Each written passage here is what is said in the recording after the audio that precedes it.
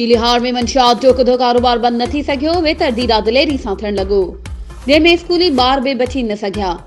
ख़बर मूजिब जॾहिं नओं एसएसपी आदिल बलोच थर में मुक़रर थी आयो त समूरी थरपारकर में मंशियात हलाईंदड़नि में फड़फोड़ पिणु थी हुई ऐं कुझु गैर कानूनी मंशियात हलाईंदड़ चालान पिणु थिया हुआ, जिन में के रुगो सफ़ीना जहिड़ो ज़हर त के सफ़ीना ऐं शराब ॿई विकिरो कंदड़ चालान पिणु थिया हुआ,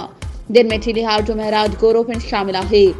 चीलिहार पुलिस महराज गोरी के चालान कयो त शहरवासियुनि सम्झो त हाणे चीलिहार जहिड़े शहर मां मंशियात जो ख़ात्मो थी चुको आहे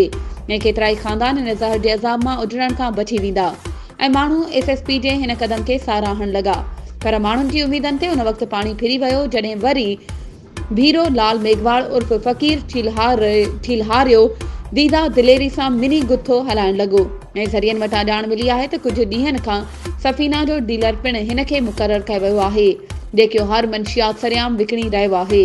चीलिहार जी अवाम एसएसपी थरपारकर ऐं एसएचओ चीलिहार खां मुतालबो कयो आहे त फौरन चीलिहार में हलंदड़ मंशियात शराब सफ़ीना समेत समूरी मंशियात बंदि कराई वञे। वधीक ख़बरुनि ऐं अपडेट्स जे लाइ असांजे चैनल खे सब्सक्राइब कयो ऐं हा, बेल आइकन खे प्रेस करणु न विसारिजो त जीअं असांजी हर नई अचण वारी वीडियो तव्हां ताईं पहुची सघे।